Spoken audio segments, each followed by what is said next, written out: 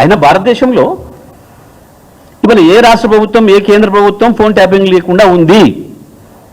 ఇప్పుడు చెప్పమంటున్నా నేను. ఉరుకురికి గుళ్ళలో కురుకుతారు కదా, ఎవడొస్తాడు రండి?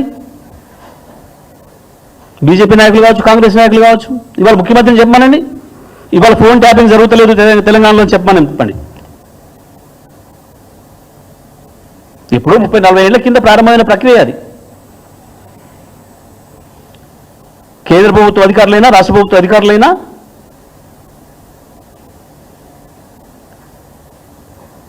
వాళ్ళ యొక్క పరిపాలన అవసరాల కొరకు, వాళ్ళ భద్రత కొరకు వాళ్ళు చేస్తారు కొన్ని. దానికి ఏ ముఖ్యమంత్రికి అవసరం, ఏ మంత్రులకి ఏం అవసరం? ఏదో వీడు వింటున్నట్టు, కేటీఆర్ ఓడితోనో మాట్లాడుతుంటే, కేసీఆర్ ఓడితోనో మాట్లాడుతుంటే వీడే విన్నట్టు మీమ్స్ పెట్టి రాసి ఇది మా మీద దాడి జరిగింది అని డ్రామాలు ఆడుతున్నారు.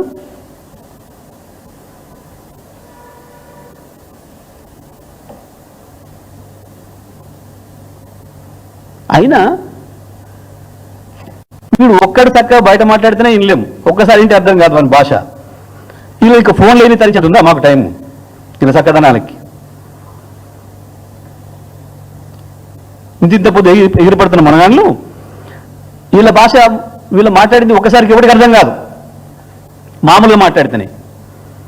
వీళ్ళ తన్ననాల కదా ఇంకా వీళ్ళ ఫోన్ సంభాషణలు ఏమైనట్టు మేము వీళ్ళ మొక్కలకి.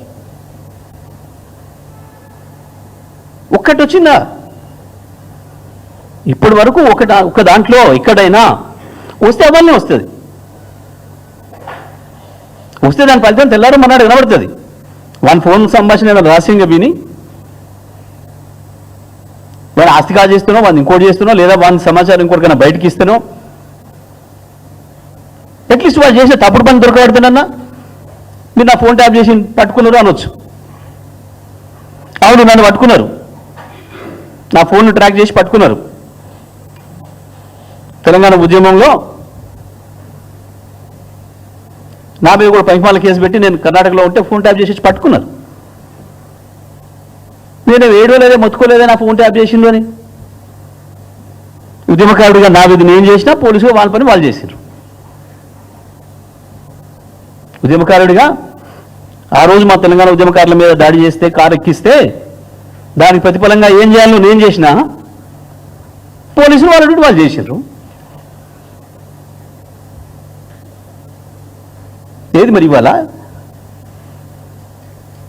ఈరోజు కేటీఆర్ ఛాలెంజ్ చేసిండు, ఈరోజు నువ్వు ఫోన్ ట్యాప్ చేస్తలేని చెప్పు ఎవడన్నా వచ్చి అని మాట్లాడారు.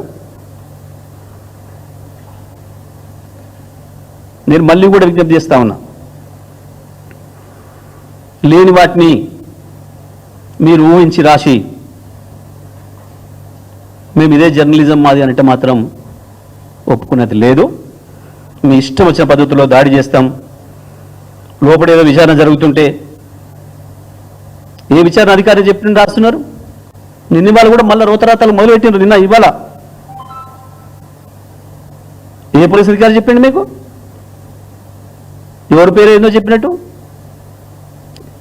ఏం జర్నలిజం అనాలి దీన్ని?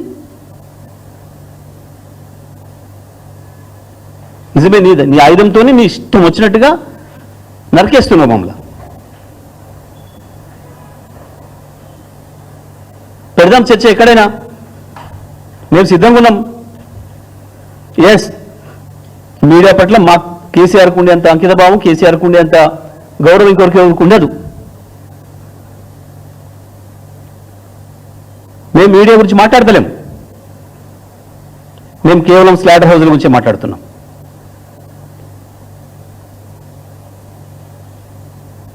మీడియా పేరు చెప్పి దొంగ కూడా పోలీసు డ్రెస్ వేసుకొని వచ్చినట్టు, టెర్రరిస్టులు మిలిటరీ డ్రెస్ వేసుకొని వచ్చి కాల్చినట్టు మీడియా ముసుగు వేసుకొని స్లాటర్ హౌస్లు పెట్టుకొని వచ్చి మమ్మల్ని కాల్ చేస్తున్నారు. వాళ్ళ గురించే మాట్లాడుతున్నాం.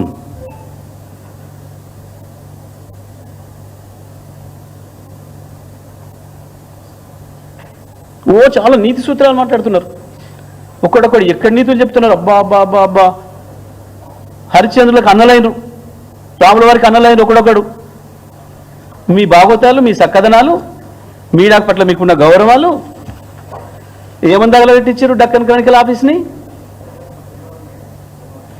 నిన్న నీతి సూత్రాలు వల్లించటానే కదా డక్కన్ క్రానికల్ ఆఫీస్ని తగలబెట్టించింది.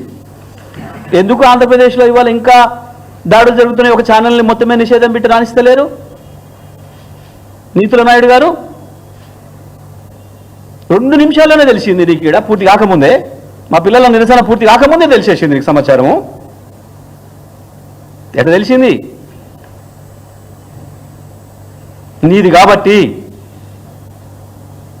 జరుగుతున్నదంతా నీది కాబట్టి, నీ నీడలో నడుస్తుంది కాబట్టి, నీ డైరెక్షన్లో, నీ కన్సర్న్లో నడుస్తుంది కాబట్టి తెలిసింది ఆ నిమిషంలో. మా తెలంగాణలో చాలా జరిగినాయి దాడులు, మరి మా వాళ్ళ మీద తెలవలేదు. ఎక్కడి నీతులు? ఇగోది క్రానికల్, డెక్కన్ క్రానికల్ మీద నీ కండవ కప్పుకొని చేసిన దాడి. లెస్స నీతులు ఎందుకు? ఆయన పవన్ కళ్యాణ్ అట పాపం వారు నీతులు చెప్తారు. ఈ బీజేపీ వాళ్ళు పాపం వాళ్ళైతే ఇంకా హంతకుడే మళ్ళీ సావుకాడికి వచ్చి ఏడ్చినట్టుంటే వాళ్ళ ముచ్చట.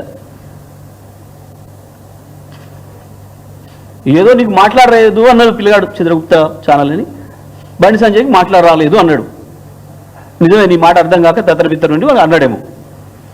దాడి చేసి దాన్ని క్లోజ్ చేయించింది అనక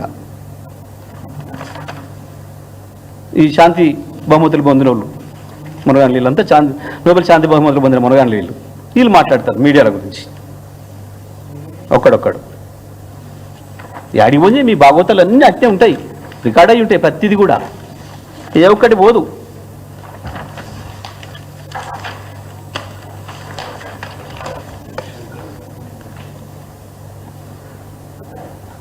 తెలంగాణలో కూడా అబ్బా మోపోయారు శాంతిదూతలు. ఒకరొకరు రికార్డులు తీస్తే వీళ్ళ భాష, వీళ్ళు మాట్లాడింది, వీళ్ళ విధానం, ఇదే అన్నిటికీ మించి సాక్షాత్తు అసెంబ్లీలోనే రేవంత్ రెడ్డి గారు చాలా అద్భుతంగా మీడియా మిత్రుల గురించి, నా ఫోన్ ఉందా బాబు ఇస్తావా, మీ దగ్గర ఉందా, ఏం అద్భుతమైన ఉపన్యాసం ఇచ్చాడు మీడియా మీద అంత ప్రేమను కనబరుస్తూ. పండబెట్టి తొక్కుతా ఒక్కొక్క దాన్ని ఆడిది మొగవడం చూడా మీడియా పేరు చెప్పి మాట్లాడుతున్నారు. రాసుకోండి, ఎండలో పెట్టుకోండి మైకులు. ఏం మాట్లాడినారు రేవంత్ రెడ్డి భాష? మేము అవి మాట్లాడితేనేమే, మేము అట్లా అనలేదే ఎవరిని, మేము మీడియా మిత్రులు ఎప్పుడు భయపెట్టలేదే. వాళ్ళ దేశంలో అప్రకటిత ఎమర్జెన్సీ కొనసాగిస్తున్నావు, ఒక మీడియా రాయదు. ఏది కొట్టుకుపోయిన బ్రిడ్జ్ల గురించి, ద గ్రేట్ మోడీ గారు ప్రారంభించిన తెల్లవారే కూలిన బ్రిడ్జ్ల గురించి, వారు ప్రారంభించిన ఎయిర్పోర్ట్లు తెల్లాడరికి కొట్టుకుపోతుంటే గాల్లే, వారు ప్రారంభించిన ఎయిర్పోర్ట్లలో విమానాలు వేస్తే ఏమనుకుంటే టాప్లే కొట్టుకుపోతున్నాయి. ఆ బీజేపీ నాయకులు మాట్లాడుతుంటే కాళేశ్వరం గురించి, పాప పాత రైల్వే స్టేషన్ బాగు చేసి మళ్ళీ ప్రారంభం చేసి 10 నిలబడలే. The great